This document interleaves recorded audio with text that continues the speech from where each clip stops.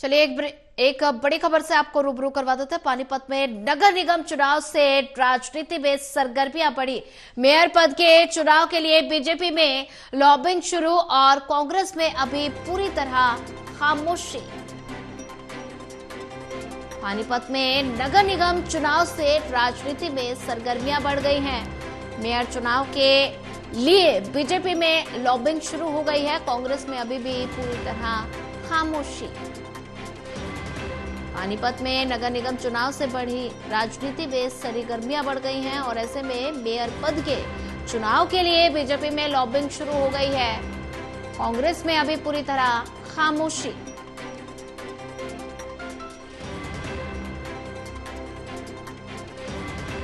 पानीपत में नगर निगम चुनाव से राजनीति में सरगर्मियां बढ़ गई हैं। मेयर पद के चुनाव के लिए बीजेपी में लॉबिंग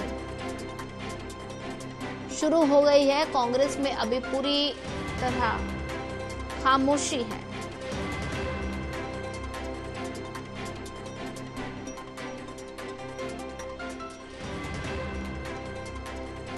पानीपत में नगर निगम चुनाव से राजनीति में सरगर्मियां बढ़ गई हैं। मेयर पद के चुनाव के लिए बीजेपी में लॉबिंग शुरू। कांग्रेस में अभी पूरी तरह खामोशी।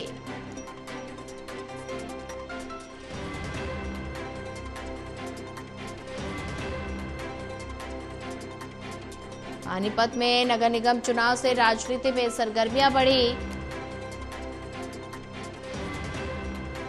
और वहीं इसी पर ज्यादा जानकारी साझा करने के लिए हमारे साथ एसोसिएट एडिटर देवेंद्र कथुरिया जुड़ चुके हैं। देवेंद्र, पानीपत में नगर निगम चुनाव से राजनीति में सरगर्मियां और ज्यादा बढ़ गई हैं और ऐसे में मेयर पद के चुनाव के लिए बीजेपी में लॉबिंग भी शुरू हो गई है।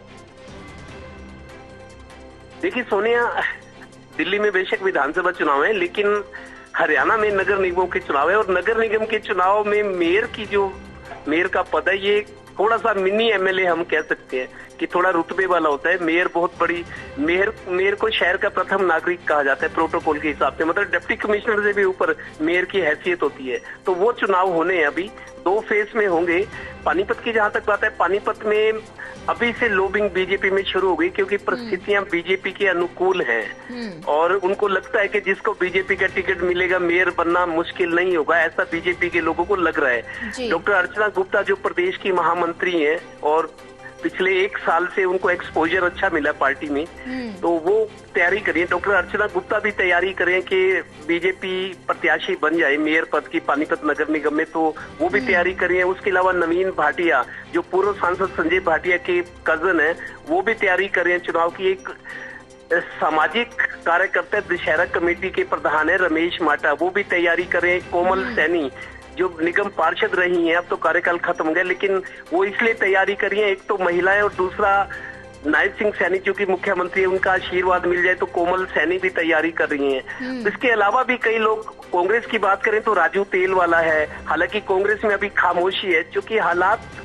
पूरी तरह से, सियासी हालात जो है वो बीजेपी के अनुकूल लग रहे हैं, तो कांग्रेस थोड़ा सा अभी खामोश है, लेकिन तब भी राजू तेलवाला है। इसके अलावा भी कई लोग, करीब 8 से 10 लोग अभी मैदान में है और मेरे को लगता है इतने, इससे भी ज्यादा और लोग अपनी दावेदारी पेश करेंगे, खुद को प्रोजेक्ट करेंगे। अवनीत कौर जो पूर्व मेयर है, अभी तक मेयर रही थी अवनीत कौर, वो भी इस कोशिश में है कि दोबारा बीजेपी की टिकट पर चुनाव लड़े, तो अवनीत कौर भी हैं। 8 से 10 लोग तैयार दिख रहे हैं मैदान में, ओपनली जो आ चुके हैं। अभी मेरे को लगता है 20 लोग और आएंगे तो मुकाबला कड़ा होगा इसमें, लेकिन बीजेपी की टिकट के लिए लॉबिंग तेज हो गई है क्योंकि लगता है कि बीजेपी जिस पर हाथ रखेगी उसका मेयर बनना मुश्किल नहीं रहेगा। तो लेकिन कांग्रेस भी पूरा जोर लगाएगी, तो एक तरह से ये गहमा गहमी जो शहरी राजनीति होती है, छोटी सरकार कहते हैं, जो शहरी सरकार नगर निकाय हैं इनको छोटी सरकार कहते हैं, तो छोटी सरकार के चुनाव की जो सरगर्मी है वो बढ़ गई है। जी देवेंद्र जी, अगर बात की जाए तो नगर निगम चुनाव के लिए बीजेपी में तो लॉबिंग शुरू हो ही गई है, लेकिन अगर कांग्रेस की बात की जाए तो कांग्रेस पूरी तरह से खामोश नजर आ रही है। इसके पीछे की वजह? देखिए सोनिया, कांग्रेस की खामोशी की 2 वजह है। एक तो ये कि जो विधानसभा चुनाव में अप्रत्याशित हार हुई है, पार्टी उससे उबर नहीं पा रही। अभी उबर नहीं पा रही।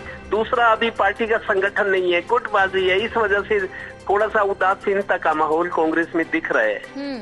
तो अब ये कि कांग्रेस चुनाव तो लड़ना है कि कांग्रेस को अपना अस्तित्व बचाना है, मजबूती दिखानी है, लोकप्रियता साबित करनी है और आगे खुद को मजबूत रखना है, तो कांग्रेस को चुनाव मजबूती से लड़ना पड़ेगा। फिलहाल बीजेपी में टिकट की दावेदारी ज्यादा है और लाइन लंबी होती जा रही है। जी, देवेंद्र कथुरिया जी, ज्यादा जानकारी साझा करने के लिए आपका धन्यवाद।